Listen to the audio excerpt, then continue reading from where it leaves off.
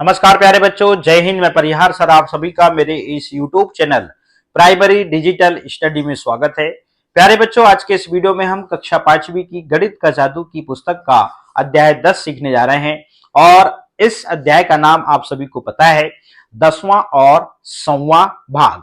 तो प्यारे बच्चों, आप सभी को कक्षा 5वीं की गणित का जादू की पुस्तक ओपन करना है और आपको अध्याय 10 आपको निकाल लेना है। यह दूसरा वीडियो है। हमने पेज क्रमांक 140 तक जो है कंप्लीट कर लिया है। अब हम पेज क्रमांक 140 के बाद में ये दूसरा जो वीडियो है इसको कंटिन्यू करने जा रहे हैं। तो चलिए हम बुक को पढ़ना प्रारंभ करते हैं और बीच में जो भी सवाल आते हैं उनको हम हल करते हुए आगे बढ़ते हैं। तो यहां तक हमने फाइनली कंप्लीट कर लिया था। इसको हम एक बार और रिवीजन कर दे रहे हैं क्योंकि इसके बाद आप देखेंगे अगले पेज में इससे संबंधित ही क्वेश्चन है। चलिएगा, आप यहां पे देख रहे हैं आकृति, इसको 100 बराबर भागों में बांटा गया है और यहां पर अलग अलग रंग आपको अलग अलग खानों में दिखाई दे रहे हैं। चलिएगा, अब दूसरे कागज को देखो, हर पट्टी 10 बराबर खानों में बांटी गई है। आप देख रहे हैं इस प्रकार से, ठीक है ना। कुल मिलाकर कितने खाने हैं? तो इसमें कुल मिलाकर 100 खाने हैं। कितने? 100 खाने। तो हम यहां पे लिख भी देंगे ऐसे इस प्रकार से, ठीक है ना। चलिएगा, यहां पर 100 खाने हैं। क्या हर खाना कागज का 1/100 भाग है? हाँ, इसका प्रत्येक जो भाग है ये वाला, ये 1/100 है, जिसको हम 100वां भाग कह सकते हैं। कितने नीले खाने हैं? तो यहां पे आप देख रहे हैं यहां पर 10 नीले खाने हैं। कितने? 10।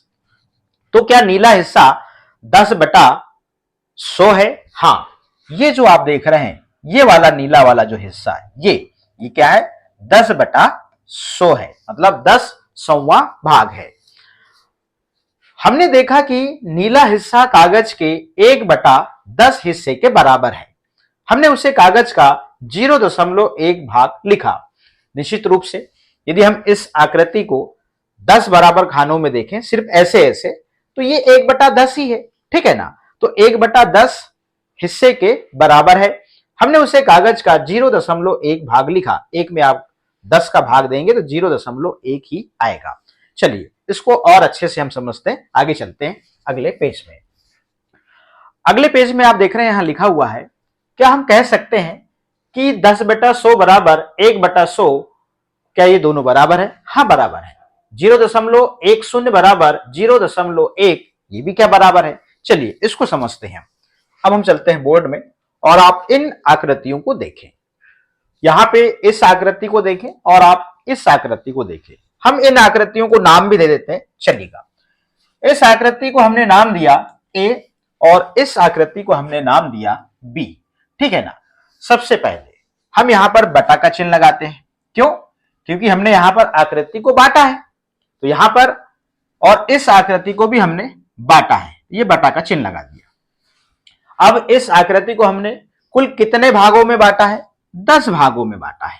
और यहां पे आप देख रहे हैं इस आकृति को आपने कुल कितने भागों में बांटा? तो इस आकृति को हमने यहां पर 100 बराबर भागों में बांटा है। यदि हम इसके एक हिस्से की बात करें तो इसका जो एक हिस्सा है ये क्या कहलाएगा? 1/100 कहलाएगा। यदि हम इस हिस्से की बात करें तो इसका यह वाला हिस्सा 1/10 कहलाएगा, ठीक है ना। मतलब इसका प्रत्येक भाग जो है 100वां भाग है और इसका 1/10वां भाग है, ठीक है ना। अब यहां पे मान लीजिए हम जो है अब यहां पे इसके एक भाग में कलर करते हैं और इसके यहां पे आप देखते हैं यहां पे इसके 10 खानों में कलर करते हैं। चलिएगा, पहले हम यही काम कर लेते हैं। चलिए इस प्रकार से यहां पे मार्कर लिया और ये मार्कर से हमने इस प्रकार से इसको बढ़ाएंगे और यहां पे देखिएगा ऐसे हम इसको कलर करते हैं। देखिएगा, इसका एक भाग को कलर किया इस प्रकार से, ठीक है ना, और इसके 10 खानों को हमने इस प्रकार से कलर किया। कितने खानों को? 10 खानों को, ठीक। ये देखिएगा ये, ठीक। अब चलिएगा, अब मार्कर पे आते हैं। चलिए, ठीक, यहां पे कलर सेलेक्ट कर लिया। चलिएगा, अब यहां पे मैं इस आकृति के कितने हिस्सों की बात कर रहा हूं? एक की बात कर रहा हूं, मगर यहां पे 10 खानों की बात कर रहा हूं मैं। अब यहां पे जरा देखिए, तो आकृति में हमने यहां पर इसके एक हिस्से की बात करा और इसके 10 हिस्सों की बात करा, 10 खानों की बात किया, तो इसका एक हिस्सा और इसके 10 हिस्से बराबर है या नहीं है? देखने से लग रहा होगा बराबर है। इसका मतलब 1/10 बराबर 10/100, दोनों बराबर है।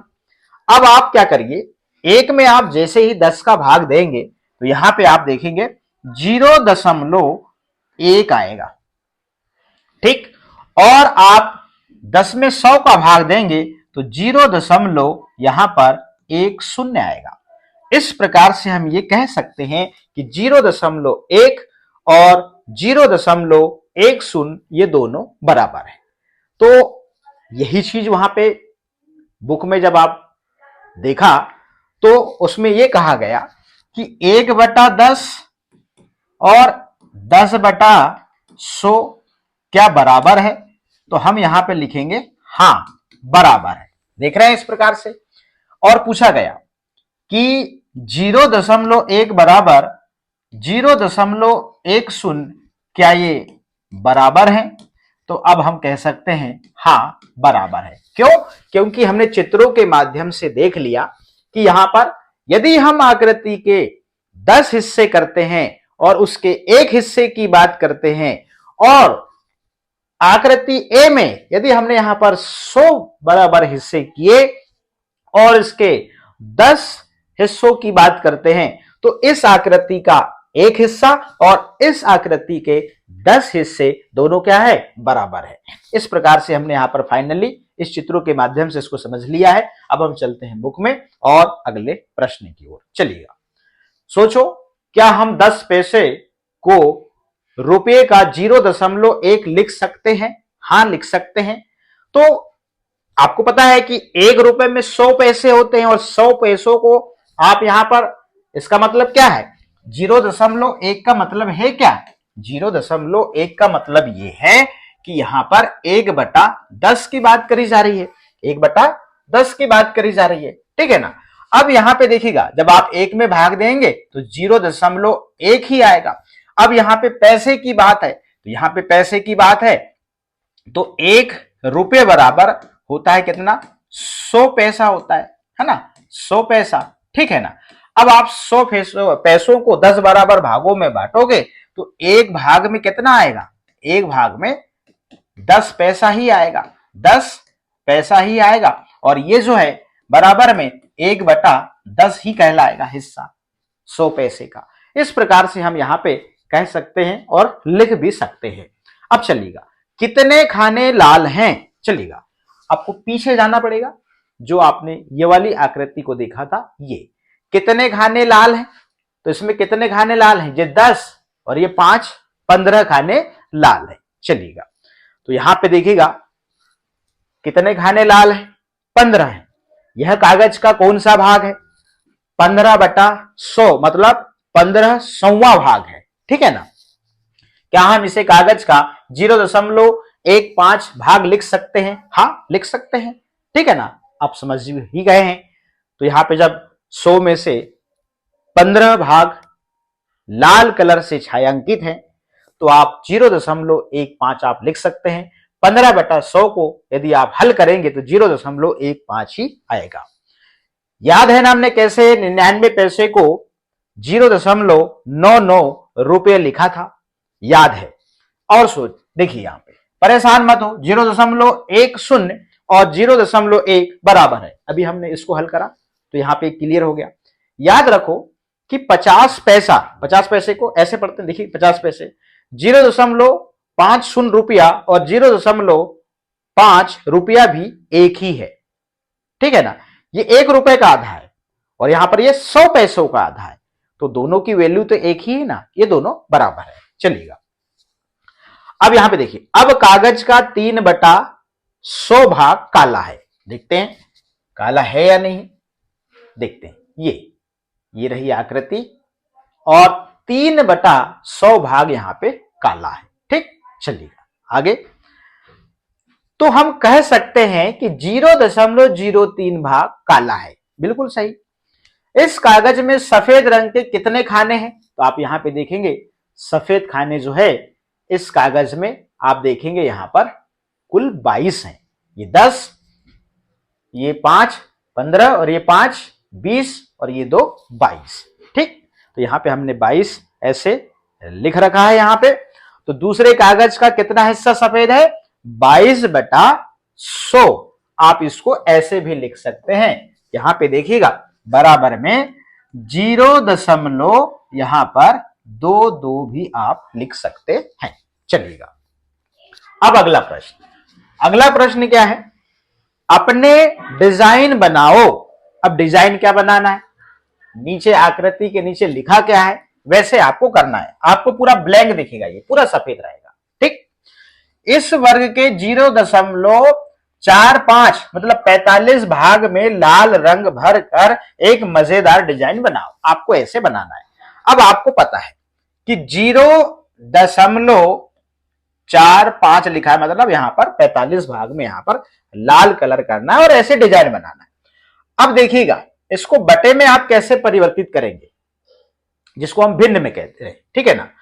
तो यहां पे क्या होता है, हम बटे का चिन्ह लगाते हैं। ठीक, अब बटे के नीचे दशमलव का हम यहाँ पे 1 लिखते हैं और दशमलव के बाद में यहाँ पर 2 अंक हैं तो यहाँ पर 2 जीरो लगा देते हैं और ऊपर जो है यहाँ पर 4 और 5 लिख देते हैं इस प्रकार से। या फिर इस आकृति को देख के भी हम लिख सकते हैं कि यहाँ पर इस आकृति को 100 बराबर भागों में बांटा गया, बटा का चिन्ह है, यहां पर टोटल 100 खाने हैं तो नीचे 100 खाने आएगा, उसमें से कितनों में कलर है? 45 में। तो मैंने दोनों तरीकों से आपको बता दिया। ठीक है ना?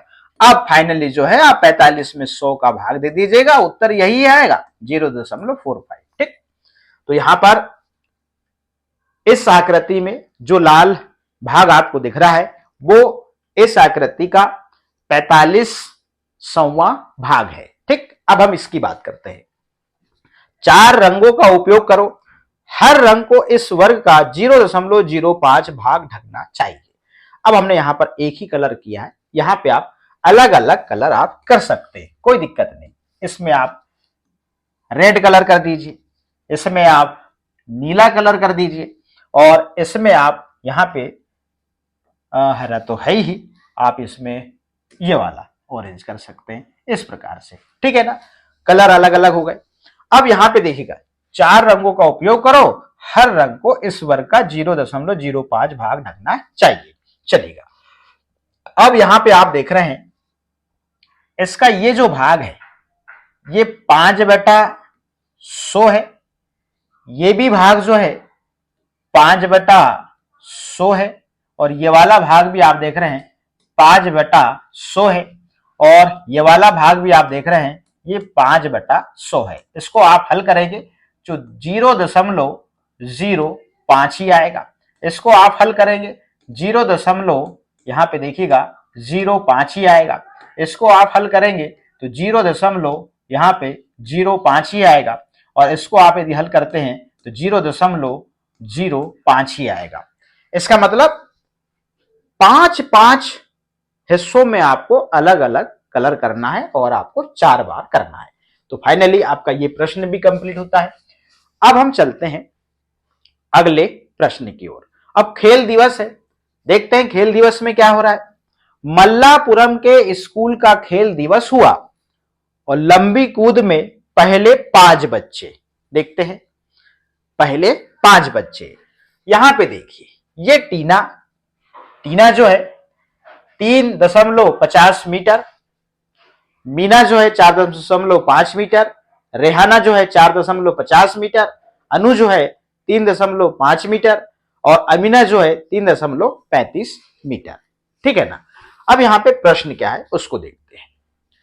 टीना ने 3.50 मीटर की कूद लगाई जो कि 3 मीटर और 50 सेंटीमीटर है। चूंकि आप सभी को पता है कि 1 मीटर में आपको पता है कि कितने सेंटीमीटर होते हैं? 100 सेंटीमीटर होते हैं। कितने? 100 सेंटीमीटर। तो ये आपको याद रखना है कि 1 मीटर बराबर 100 सेंटीमीटर। ठीक, टीना ने 3.50 मीटर की कूद लगाई जो कि 3 मीटर और 50 सेंटीमीटर है। पर अनु कितना लंबा कूदी। अनु जो है आप देख रहे हैं यहां पे, अनु ने 3 मीटर और यहां पर 5 सेंटीमीटर, ऐसे आप लिखेंगे। तो लंबी कूद में कौन जीता? तो लंबी कूद में फाइनली जो है यहां पे टीना जीती। कौन जीती? टीना। इस प्रकार से, ठीक है ना। चलिएगा इसमें देख लेते हैं सबसे ज्यादा कौन कूदा है। तो यहां पे जो रेहाना है आप देख रहे हैं, रेहाना 4.50 मीटर यहां पे जो है सबसे लंबी कूदी है। तो प्रथम में कौन आएगा? प्रथम में आएगा रेहाना। प्रथम में कौन आएगा? रेहाना। अब रेहाना के बाद में दूसरे नंबर पे कौन है? तो दूसरे नंबर पे यहां पे मीना है। कौन है यहां पे? ये द्वितीय है। ये कौन है? ये इसका द्वितीय नंबर लग रहा है।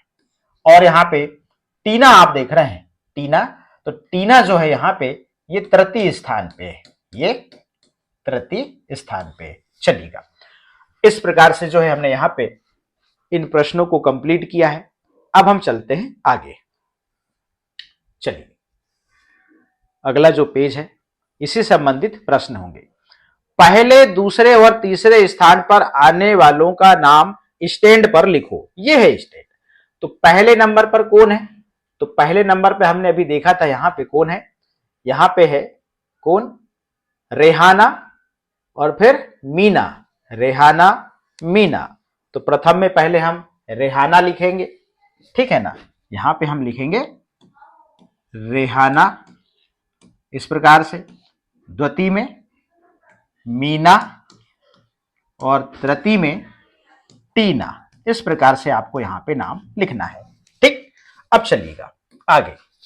क्या तुम्हें याद है कि 1 मीटर बराबर 100 सेंटीमीटर होता है? हाँ जरूर याद है।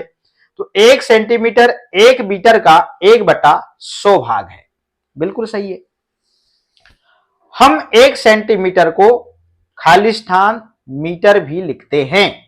अब देखिएगा 1 सेंटीमीटर को यहां पर क्या लिखेंगे हम? 0.01 यहां पर मीटर भी लिखते हैं। अब यहां पे देखिएगा, इस चीज को आप समझ गए। आगे चलते हैं। मीटर में लिखें, मीटर में लिखें। अब इसको हमको मीटर में लिखना है। 3 मीटर 45 सेंटीमीटर। तो यहां पे आ जाएगा 3 दशमलव, यहां पे लिखेंगे 45 मीटर। अब यहां पर 99 सेंटीमीटर है, 99 सेंटीमीटर है। तो यहां पे लिखेंगे 0. यहां पर 99 मीटर। 1 मीटर और 5 सेंटीमीटर, तो इसको लिखेंगे 1.05 मीटर, ठीक। चलिएगा इस प्रकार से आप भी लिख लेंगे। अब तुम कितने बड़े हो सकते हो? अब यहां पे देखो वो कह रहा है सांस छोड़ने के बाद, चेस्ट यहां पे नाप रहे हैं। तो 1. यहां पर 52 मीटर है। 1.52 मीटर आपको दिख रहा है।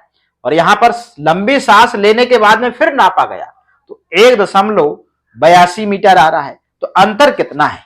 तो अब हम क्या करेंगे, 1.82 मीटर में से 1.52 मीटर को हम घटा देंगे। चलिएगा 1.82 मीटर और 1.52 मीटर में से हम क्या करेंगे, घटा देंगे। तो अंतर जो है हमें मिल जाएगा। 2 में से 2 गया 0, 8 में से 5 गया तो यहां पे आएगा 3, और यहां पे जो है दशमलव लगाएंगे और यहां पर 1 में से 1 चला जाएगा तो 0 आ जाएगा, और यहां पर 0.30 मीटर। तो यहां पे उत्तर लिख देंगे 0.30, यहां पे लिख देंगे मीटर, ठीक। चलिएगा आगे चलते हैं। अपने लिए करो और अंतर पता करो। आप भी इसको कर सकते हैं। चलिएगा 2 मीटर की लंबाई तक पहुंचने के लिए तुम्हें 45 सेंटीमीटर और बढ़ना होगा। दिनेश की लंबाई कितने मीटर है? मतलब अभी आप देख रहे हैं यहां पे 2 मीटर है, मतलब यहां पे 2 मीटर की लंबाई तक पहुंचने के लिए तुम्हें 45 सेंटीमीटर और बढ़ना होगा, ऐसा इनको यहां पे ये कह रही है। ये 2 मीटर है। अब एक्चुअल इसकी कितनी ऊंचाई है वो हमें पता करना है दिनेश की। तो यहां पे हम ऐसे लिखते हैं, देखिएगा यहां पे हमने लिखा 2 मीटर, ठीक है। सेंटीमीटर यहां पर 0 आएगा, मगर यहां पर तुम्हें 45 सेंटीमीटर और बढ़ना होगा कहती है। तो 45 सेंटीमीटर हम 2 मीटर में से माइनस करते हैं, देखते हैं यहां पे इस प्रकार से, ठीक। यहां पे सिर्फ सेंटीमीटर दिया हुआ है। अब हम यहां पे क्या करते हैं, यहां से उधार ले जाएंगे। यहां से क्या करेंगे, उधार ले जाएंगे यहां से। तो यहां से उधार ले गए तो यहां पे 1 बचा और यहां पे हो गया 10। अब यहां पे भी कुछ नहीं है तो यहां से उधार देंगे तो यहां 9 बचेगा और यहां हो जाएगा 10। अब 10 में से 5 को घटाएंगे तो 5 हो जाएगा। 9 में से 4 को घटाएंगे तो यहाँ पे 5 आ जाएगा और यहाँ पे आ जाएगा दशमलव, और यहाँ पे 1 में से 0 घटाएंगे तो 1 आ जाएगा। तो इसका मतलब फाइनली जो है दिनेश की जो लंबाई है वो कितने मीटर है, 1 मीटर 55 सेंटीमीटर है। इस प्रकार से हम घटा के पता कर लेंगे। चलिएगा अब हम चलते हैं आगे अगले पेज पे और अगले प्रश्न में। अभ्यास का समय, अलग अलग देशों के पैसे। अब देखिएगा, क्या तुमने दूसरे देशों में इस्तेमाल होने वाले नोट या सिक्के देखे हैं? देखे हैं। शिवम बैंक ने एक तालिका यह बताने के लिए दी है कि हमें कितने रुपए मिल सकते हैं अगर हम अपना पैसा अलग अलग देश के पैसों से बदले तो, ठीक है ना। देखिएगा, कोरिया में जो पैसा है वो वॉन है। क्या है, वॉन। और वहां पर एक वॉन मतलब भारतीय पैसे में यदि हम बदलते हैं तो 0.04 रुपए, ठीक। ये पैसे में मतलब 4 पैसे की बात करी जा रही है, ठीक ना। अब श्रीलंका का रुपया है एसएल और भारतीय मुद्रा में उसकी जो कीमत है वो है 37 पैसे। 0. यहां पर 37 रुपये लिखा जाएगा, मगर आप इसको पैसे समझें, ठीक है ना। तो वहां का 1 रुपया श्रीलंका का तो अपने यहां का 37 पैसा, ठीक है ना। चलिएगा, नेपाल में यदि वहां पर नेपाल में भी रुपया चलता है तो नेपाल का 1 रुपया तो अपने यहां का 63 पैसा, ठीक। इसको 0.63 रुपए पढ़ेंगे। तो दशमलव के उधर की कहानी है, मतलब पैसे में लिखा हुआ है। हांगकांग की बात करें, वहां का $1 तो अपने यहां का 5 रुपए 10 पैसे, ठीक। दक्षिण अफ्रीका में 1 रैंड की बात करें तो अपने यहां का 5.18 रुपए, ठीक। चीन की बात करें, वहां पे चीन में यदि 1 युआन की बात करें तो अपने यहां पे 5 रुपए 50 पैसे, ठीक। यूएई का 1 दिरहम तो अपने यहां का 10 रुपए 80 पैसे, ठीक। यूएसए का $1 तो अपने यहां का 39 रुपए 70 पैसे, ठीक। जर्मनी का 1 यूरो बराबर अपने यहां का 58 रुपए 30 पैसे। यदि हम को वहां का 1 यूरो चाहिए तो हमको इतने रुपए देने पड़ेंगे, ठीक। इंग्लैंड का 1 पाउंड तो अपने यहां का 77 रुपए 76 पैसे, ठीक है ना। चलिएगा अब आगे चलते हैं। ये कीमतें जो हैं 15/2/2008 की हैं, मतलब ये 2008 की बात है, अभी इनकी वैल्यू बढ़ गई है, ठीक है ना। जैसे हम यूएसए की बात करें तो अभी ये 90 प्लस चल रहा है, मतलब 90 प्लस चल रहा है अभी, मतलब वहां का $1 तो हमारे यहां जो है उसकी जो वैल्यू है वो कितनी है, 90 रुपए है, ठीक है ना। चलिएगा अब यहां पे प्रश्न है, इन प्रश्नों को हम बहुत अच्छे से इस प्रकार से हम हल करते हैं। चलिएगा, प्रश्न क्या है, बड़े ध्यान से आप समझिए। मिथुन के अमेरिका में रहने वाले अंकल ने उसे उपहार में 10 यूएसए डॉलर भेजे। मिथुन ने स्कूल की यात्रा के लिए 350 रुपए का उपयोग किया। मिथुन के पास कितने पैसे बच गए? देखिएगा, मिथुन को प्राप्त हुए 10 यूएसए डॉलर, मतलब उसकी जो कीमत है वो है 39 रुपए 70 पैसे। तो यहां पे हम $10 में यदि इसका गुणा करेंगे, इसका गुणा करेंगे। अब गुणा कैसे करेंगे जरा ध्यान दीजिएगा। अब हम यहां पर रुपयों का गुणा अलग करते हैं और पैसों का गुणा अलग करते हैं। देखिएगा, अब हमने यहां पर $10 में यहां पर 39 का गुणा किया तो हमें उत्तर कितना मिला, 390 मिला। ठीक है, 390 मिला। यदि हम 10 में दशमलव यहां पे 70 पैसे का यदि गुणा करते हैं तो यहां पे कितना आ जाएगा, यहां आ जाएगा ये 700 हो जाएगा। 0 यहां पर ये 700 पैसा हो जाएगा और 700 पैसा बराबर यहां पर आप जानते हैं यहां पर 7 रुपए होगा। कितना होगा, 7 रुपए होगा। तो यहां पे हम इस प्रकार से 7 लिख देंगे, इसलिए यहां पर 7 लिखा हुआ है। भाई आपको पता है कि 1 रुपया बराबर आपको पता है कि 100 पैसे होता है, तो यहां पर आप जान रहे हैं तो 7 रुपए बराबर यहां पर 7 रुपए बराबर कितना होगा, 700 पैसा होगा कि नहीं होगा, 700 पैसा। इस प्रकार से ठीक है, यहां पे भी आप पैसा लिखे। ठीक, अब फाइनली जो है आपने 390 में 7 को प्लस किया तो 397 रुपए यहां पर जो है मिथुन को प्राप्त हुए।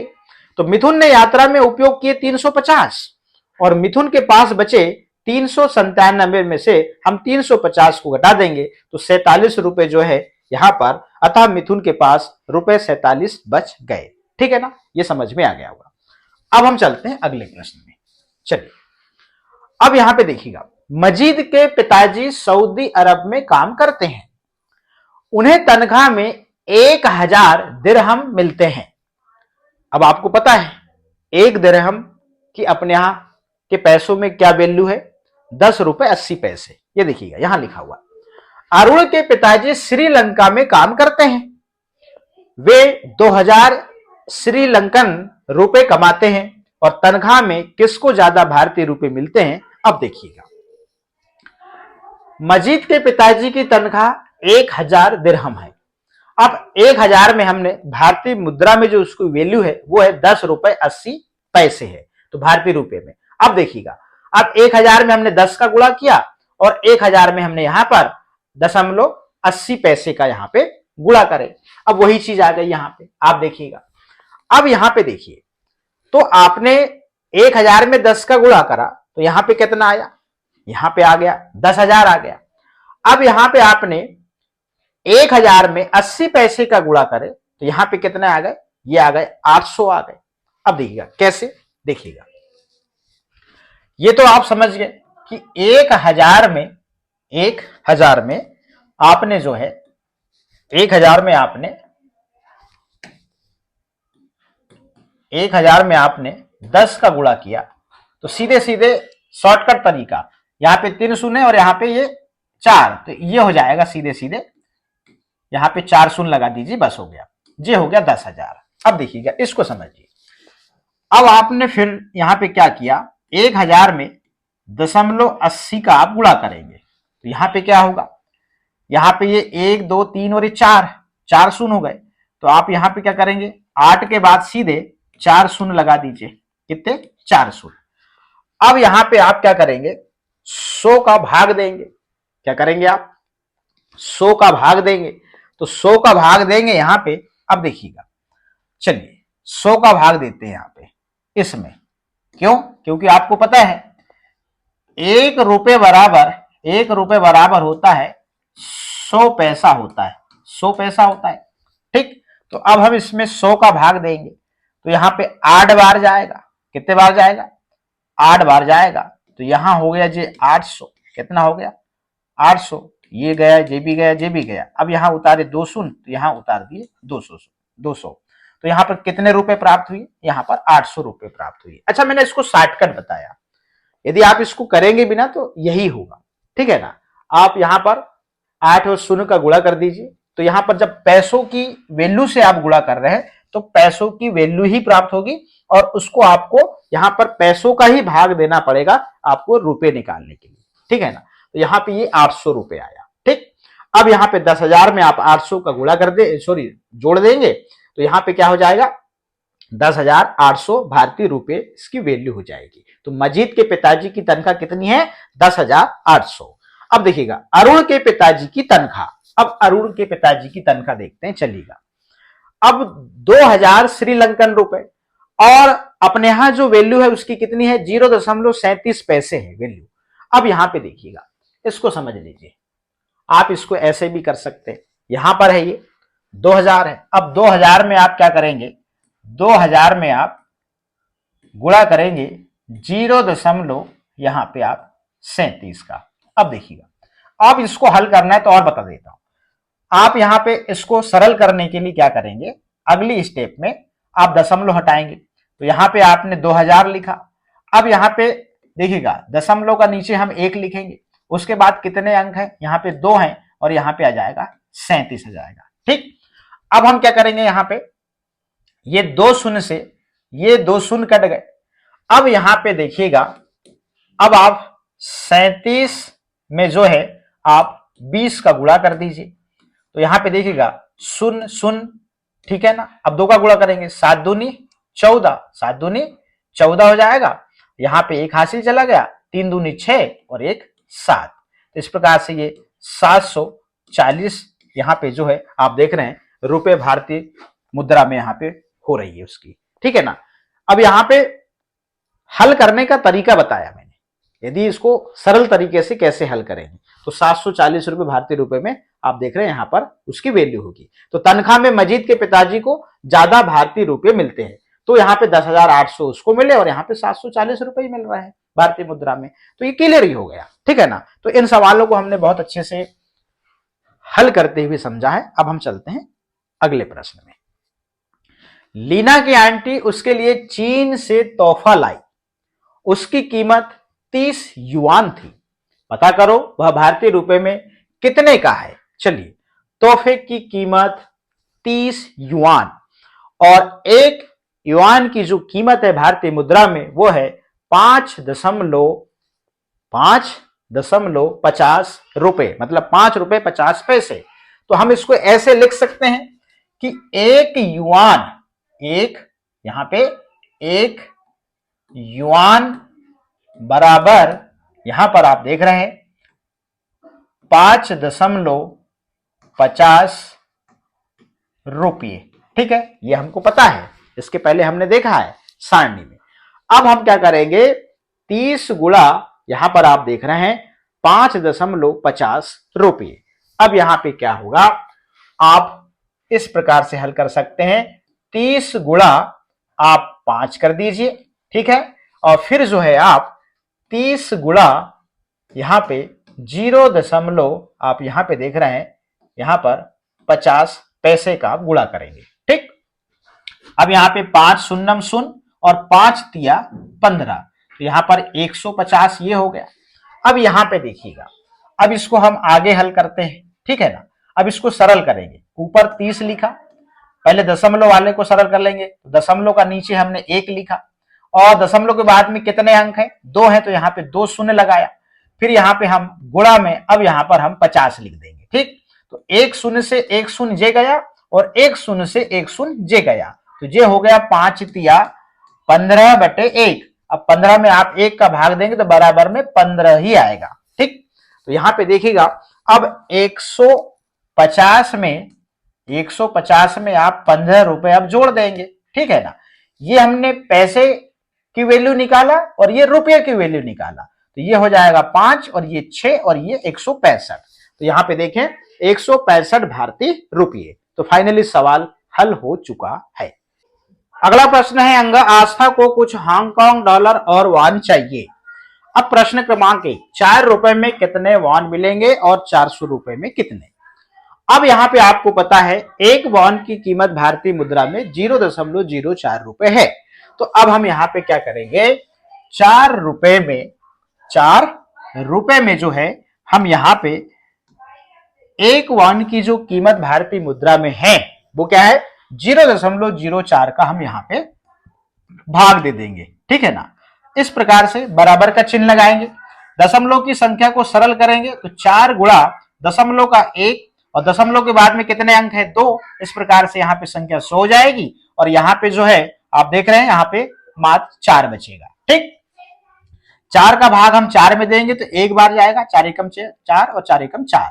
अब यहाँ पे देखिएगा बराबर का चिन्ह लगाएंगे, 1 गुणा 100 बटे यहाँ पे 1। अब 1 में 100 का गुणा करेंगे तो यहाँ पे 100 ही आएगा और यहाँ पे 1, तो 100 में आप 1 का भाग देंगे तो यहाँ पर 100 ही आएगा। तो उत्तर आप देख रहे हैं यहां पर 100 आ गया। तो 4 रुपए में आस्था को 100 वान मिलेंगे। अगला प्रश्न है 400 में वान कितने मिलेंगे? तो यहां पर 10,000 आ रहा है। अब वो कैसे आया देखिएगा। अब 400 रुपए में आपको पता है एक वान की कीमत कितनी भारतीय मुद्रा में? 0.04 है। इसका हम भाग दे देंगे। तो यहां पर 0.04 बराबर का चिन्ह लगाएंगे, यहां 400 लिखेंगे, दशमलव की संख्या को सरल करेंगे, दशमलव का 1, दशमलव के बाद में 2 अंक है तो 2 शून्य बटे यहां पे 4। 4 का भाग हम 4 में देंगे तो ये 4 एकम 4 और 4 एकम 4। इस प्रकार से यहां पे ये संख्या 100 गुणा यहां पर 100 बटे 1। अब 100 का गुणा हम 100 में करेंगे तो कितना आ जाएगा? इस प्रकार से यहां पे 10,000 आ जाएगा बटे 1 बराबर यहां पे आ जाएगा 10,000। ठीक, इस प्रकार से यही आंसर होगा और फाइनली 400 में आस्था को 10,000 वान मिलेंगे। यही आंसर हो जाएगा। अब अगला प्रश्न 508 रुपए को वह कितने हांगकांग डॉलर में बदल सकती है? अब सवाल यही है। अब देखिएगा यहां पे, अब आपको पता है एक हांगकांग डॉलर की जो कीमत भारतीय मुद्रा में है वो क्या है? 5 रुपए 10 पैसे है। तो हम क्या करेंगे? 508 रुपए में हम क्या करेंगे? यहां पर एक हांगकांग की जो कीमत भारतीय मुद्रा में है 5 आप देख रहे हैं 10, इसका हम भाग दे देंगे। कैसे? यहां पे हमने इस प्रकार से 508 बटा 5 यहां पर 10 मतलब 5 रुपए 10 पैसे का हम भाग देंगे। इसको हल करेंगे तो यहां पे हमने 508 लिखा गुणे में, अब दशमलव की संख्या को सरल करेंगे हम यहां पे, तो यहां पे आप देख रहे हैं दशमलव का 1 और दशमलव के बाद में 2 अंक है तो यहां पर 20 बटे यहां पर ये हो जाएगा 510। अब यहां पे देखिएगा इस प्रकार से, अब यहां पे आप जो है इसका 0 से 1 शून्य काट देंगे तो ये हो जाएगा 508 गुणा यहां पे हो जाएगा 10 बटा 51।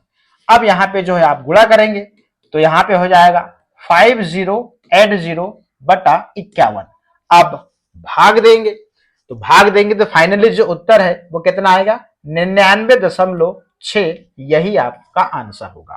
ठीक, उत्तर 508 रुपए में 99.6 हांगकांग डॉलर में बदल सकती है। इस प्रकार से ये सवाल यहां पे कंप्लीट होता है। आगे चलते हैं। मजीद के पिताजी ने ये पूरे सवाल हमने कंप्लीट कर लिया है। अब फाइनली हम इस सवाल में आते हैं। प्रश्न क्रमांक 2, यहां तक हमने सवाल को कंप्लीट कर लिया। किरण 200 रुपए लेकर खरीदारी करने गई। बिल को देखो, दुकानदार सही जगह बिंदु लगाना भूल गया है। बिंदुओं को सही जगह लगाओ और बिल के कुछ पैसों का पता लगाओ। अब यहां पे देखिए साबुन है 1 ली तो यहां पर 12.50 है, दशमलव लगाना भूल गए तो 12 दशमलव यहां पर आप देख रहे हैं 50 पैसे, मतलब 12 रुपए 50 पैसे।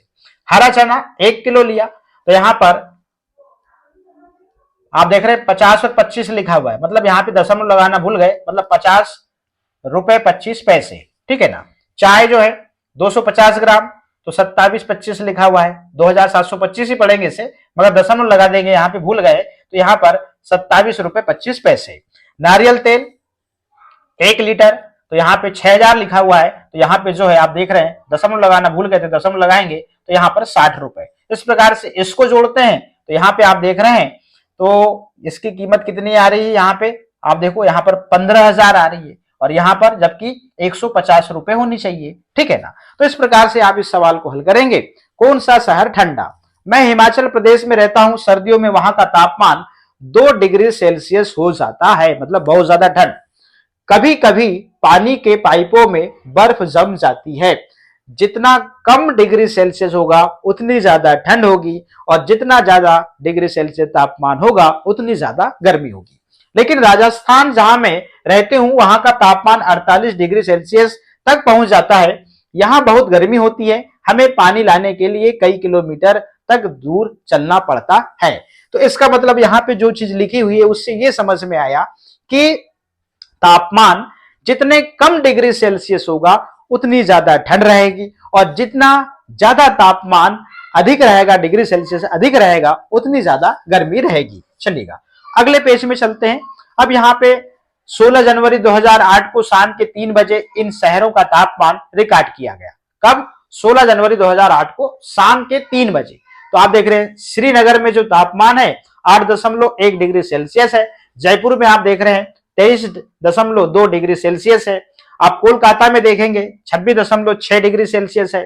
भोपाल में देखिए 25.9 डिग्री सेल्सियस है। मुंबई में 35.1 डिग्री सेल्सियस है। गुवाहाटी में 24.8 डिग्री सेल्सियस है। चेन्नई में देखिए 29.9 डिग्री सेल्सियस है। और तिरुवनंतपुरम में देखें 33.5 डिग्री सेल्सियस है। और ये कब का समय है? 16 जनवरी 2008 को शाम के 3 बजे का ये जो तापमान है ये रिकॉर्ड किया गया है। इससे संबंधित 2 प्रश्न है, इनको बाद में कंप्लीट करेंगे। अब यहां पे देखिएगा, अब इससे संबंधित प्रश्न थे। अब यहां पे देखिए उसी दिन सुबह 3 बजे भी इन्हीं शहरों का तापमान रिकॉर्ड किया गया। तालिका देखकर प्रश्नों का उत्तर दो। अब यहां पे देखिएगा ये कब का तापमान है? यह सुबह के 3 बजे का तापमान है। चेन्नई में 21.1 डिग्री सेल्सियस, मुंबई में 19.0 डिग्री सेल्सियस, तिरुवनंतपुरम में 21.6 डिग्री सेल्सियस, कोलकाता में 13.1 डिग्री सेल्सियस, भोपाल में 9.8 डिग्री सेल्सियस, श्रीनगर में 1.3 डिग्री सेल्सियस, गुवाहाटी में 12.8 डिग्री सेल्सियस और जयपुर में 10.2 डिग्री सेल्सियस। इस प्रकार से हमने यहां पर कब कब का तापमान नोट किया है? सुबह के 3 बजे का तापमान, और ऊपर आपने देखा यहां पे शाम के 3 बजे का यहां पर तापमान रिकॉर्ड किया गया है। इससे संबंधित प्रश्न है। चलिएगा अब हम प्रश्नों को हल करते हैं। प्रश्न है किस जगह का तापमान 3 बजे सबसे ज्यादा था? उस समय कौन सी जगह सबसे ठंडी थी? तो मुंबई का तापमान 3 बजे सबसे ज्यादा था और उस समय श्रीनगर सबसे ठंडा था। आपको नक्शे में देखना है और बताना है। प्रश्न क्रमांक 2, मुंबई का तापमान श्रीनगर के तापमान से कितना ज्यादा है? तो मुंबई का तापमान श्रीनगर से आप देख रहे हैं तो ये 35.1 डिग्री सेल्सियस में से आप 8.1 डिग्री सेल्सियस को घटाएंगे तो यहाँ पे 27 डिग्री सेल्सियस ज्यादा है। इस प्रकार से ये आंसर आप लिख देंगे। प्रश्न क्रमांक 3, तिरुवनंतपुरम में 40 डिग्री सेल्सियस तक तापमान पहुंचने के लिए तापमान को कितना और बढ़ना चाहिए? तो तिरुवनंतपुरम में 40 डिग्री सेल्सियस तक तापमान पहुंचने के लिए 40 डिग्री सेल्सियस में से हम 33.5 डिग्री सेल्सियस को घटाते हैं तो 6.5 डिग्री सेल्सियस उत्तर आता है और बढ़ना चाहिए, यही उत्तर होगा। प्रश्न क्रमांक 4, चेन्नई से कोलकाता का तापमान कितना कम है? तो चेन्नई से कोलकाता का तापमान तो आप देखेंगे यहां पर 29.9 डिग्री सेल्सियस में से आप जो है 26.6 डिग्री सेल्सियस आप इसको घटा देंगे तो ये आप देख रहे हैं ये चेन्नई का है, जो कोलकाता का है। इसको घटाएंगे तो आपको पता लग जाएगा कितना कम है, तो 3.3 डिग्री सेल्सियस कम है। इस प्रकार से हमने ऊपर के जो प्रश्न थे उनको कंप्लीट कर लिया है। अब प्रश्न क्रमांक क, अब नीचे के तापमान के अनुसार सुबह के 3 बजे किस शहर का तापमान सबसे कम था? कल्पना करो कि तुम वहां हो और यह बताओ कि उस तापमान में तुम कैसा महसूस करोगे। तो सुबह के 3 बजे श्रीनगर का तापमान सबसे कम था। उस तापमान से हम महसूस करेंगे पानी के पाइपों में बर्फ जम जाती है, गर्म कपड़े पहनते हैं और आग की आवश्यकता होती है। ख नंबर का प्रश्न है चेन्नई में शाम के 3 बजे और सुबह के 3 बजे के तापमान में क्या अंतर है और भोपाल में? तो चेन्नई में शाम के 3 बजे और सुबह के 3 बजे के तापमान में 29.9 डिग्री सेल्सियस में से आप 21.1 डिग्री सेल्सियस जो है यहां पर आप देख रहे हैं भोपाल के तापमान में हम अंतर निकाल रहे हैं तो यहाँ पे 8.8 डिग्री सेल्सियस का अंतर रहेगा। और भोपाल में तापमान में अंतर जो है आप देख रहे हैं तो ये चेन्नई और आप देख रहे हैं यहाँ पे हम भोपाल का तापमान बता रहे हैं।